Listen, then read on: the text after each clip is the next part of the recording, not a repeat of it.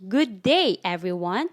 By the way, I am Mailing Grace Idulsa, and together with my partner, we will be presenting to you the Land Bank of the Philippines, an ISO 9001-2015 certified Philippine Government Bank.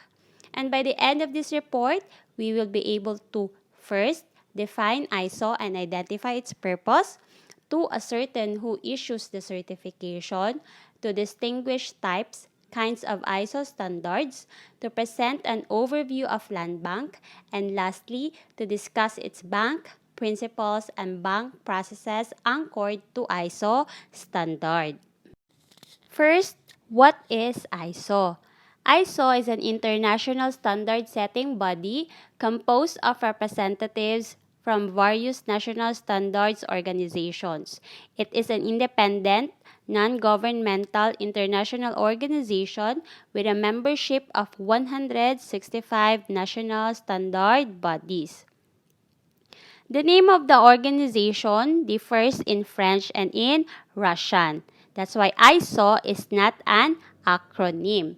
ISO give this explanation of the name because International Organization for Standardization would have different acronyms in different languages, such as IOS in English and OIN in French.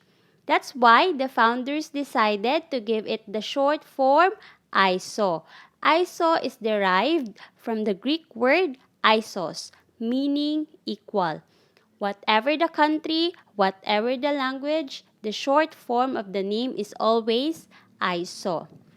Both the name ISO and the ISO logo are registered trademarks and their use is restricted. ISO was founded on 23rd of February 1947. The organization promotes worldwide proprietary, industrial, and commercial standards. It is headquartered in Geneva, Switzerland, and works in 165 countries. Okay, so who issues this certification? ISO developed international standards such as ISO 9001 and ISO 14001, but they are not involved in the certification and do not issue certificates. This is performed by external certification bodies, thus a company or organization cannot be certified by ISO. How to properly label the certificate? Remember, when labeling a product or system as certified to an ISO standard, do not say ISO certified or ISO certification. You must say ISO 9001-2015 certified or ISO 9001-2015 certification. What is the purpose of ISO standards? ISO standards are designed to make products and services better, to make companies, governments, and other organizations more efficient, and specific industries like the food industry or designed to help improve the environment. Let us now proceed to the brief history of ISO. In 1947, ISO officially comes into existence with 67 technical committees. In 1951, the first ISO standard, the ISO R1 1951, a standard reference temperature for industrial length measurements, is published. Since then, the standard has been updated numerous times and is now ISO 1 2016 Geometrical Product Specifications or the GPS. In 1987, ISO 9000 family published its first Quality Management Standard or the QMS. ISO 9001 sets out the criteria for a quality management system and is the only standard in the family that can be certified to. It can be used by any organization, large or small, regardless of its field activity. In fact, there are over 1 million companies and organizations in over 170 countries certified to ISO 9001. This standard is based on a number of quality management principles, including a strong customer focus, the motivation and implication of top management, the process approach, and continual improvement. Using ISO 9001 helps ensure that customers get consistent, good quality products and services, which in turn brings many business benefits. So, in 1996, ISO launches its environmental management system standard, the ISO 14001. The standard provides tools for companies and organizations to help them identify and control their environmental impact. For companies and organizations of any type that practical tools to manage their environmental responsibilities, there is the ISO 14000 family. In 2005, ISO and IEC's Joint Technical Committee, JTC1, launches the ISO IEC 27001, a management system standard on information security. As business become increasingly reliant on information technology, securing the system and minimizing risks is ever more important. ISO 27001 2005 has become one of ISO's most popular standards. In 2010, ISO launches ISO 26000, the first international standard providing guidelines for social responsibility. As social responsibility has become an everyday part of business, ISO 26000 has established itself as a global benchmark for organizations that care about their impacts on wider society. In 2011, ISO 50001, the Energy Management Standard, launched. With energy, one of the most critical challenges facing the international community, ISO 50001 provides public and private sector organizations with management strategies to increase energy efficiency, reduce cost, and improve energy performance. In 2016, ISO publishes powerful new tool to combat bribery.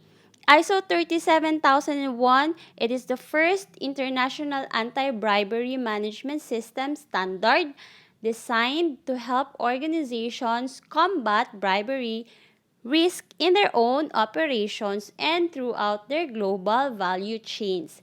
It has the potential to reduce corporate risk and cost related to bribery by providing a manageable business framework for preventing, detecting, and addressing bribery.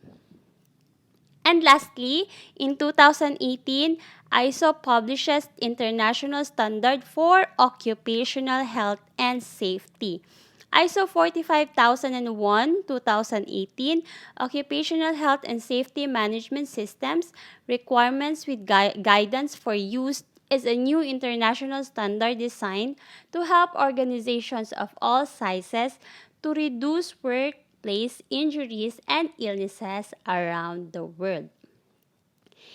And that would be all for the first part of our presentation. For the second part, it will be presented by my co-reporter. Thank you. Good day, everyone. I am Emerald May Caligdong, the second reporter for this presentation. Our group chose the Land Bank of the Philippines as an ISO 9001-2015 certified. So what is Land Bank?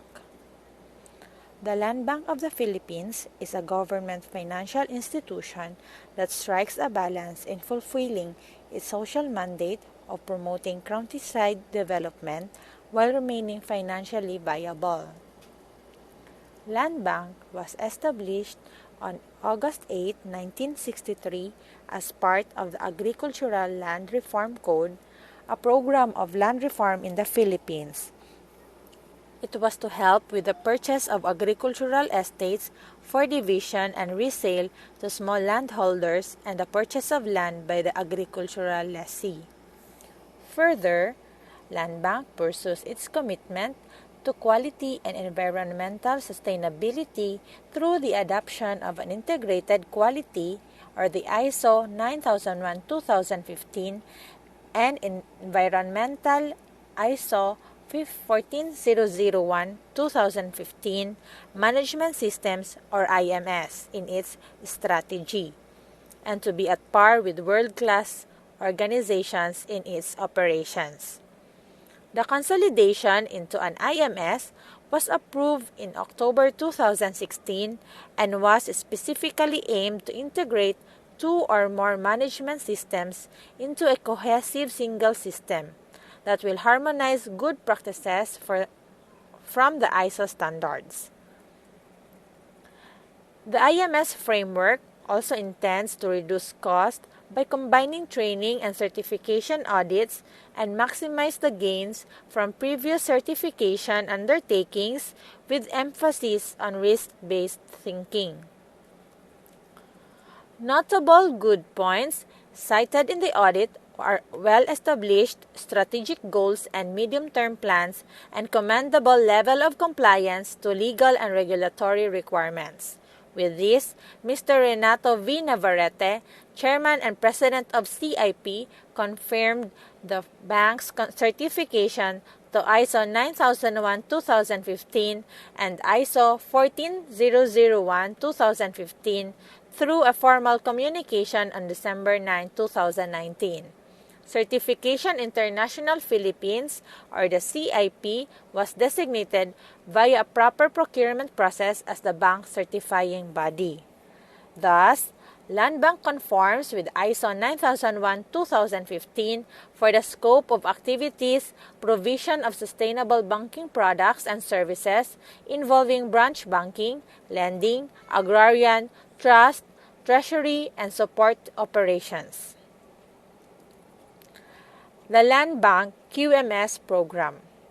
Land Bank embarked a program in 2006 to institutionalize a quality management system in its major banking processes, to enhance customer service and reinforce the culture of quality, excellence, and continual improvement. Moreover, Land Bank established the ISO Quality Management Program to ensure consistent quality in customer service delivery. There are 8 quality management principles practiced by Land Bank, namely customer focus, leadership, involvement of people, process approach, systems approach to management, continual improvement, factual approach to decision-making, and mutually beneficial supplier relationship. First, the customer focus. As a policy for quality, Land Bank measures its ability to deliver quality products and services to effectively address the needs and meet the expectations of customers. Thus, for a 3-year period, or from 2018 to 2020, Land Bank commissioned the services of a third-party research firm, the Nielsen Company Philippines Incorporated, for the conduct of a nationwide customer satisfaction survey, or the NCSS, of different customer segments such as agrarian reform beneficiaries, depositors, and customers of the bank's lending, e-banking, treasury, and trust banking. By using various survey methods such as face-to-face interviews and online and digital surveys, the NCSS intends to capture customer sentiments and measure the overall satisfaction level regarding the delivery of the bank's various products and services. The annual Customer Satisfaction Survey results are submitted to the Land Bank Management Committee and Board of Directors as part of the bank's commitment to listen to the voice of the customer and in compliance with the performance agreement and client satisfaction measurement required by the Governance Commission on GOCCs and the Anti-Red Tape Authority, respectively. Second principle, leadership. Land Bank's vision states that by 2023, Land Bank shall be the leading universal bank that promotes inclusive growth, especially in the unbanked and underserved areas, through the delivery of innovative financial products and services powered by digital banking platforms. Currently, Land Bank is the leading government financial institution and is consistently ranked among the top 5 universal banks in terms of assets, loans, deposits, and capital. Third principle, involvement of people.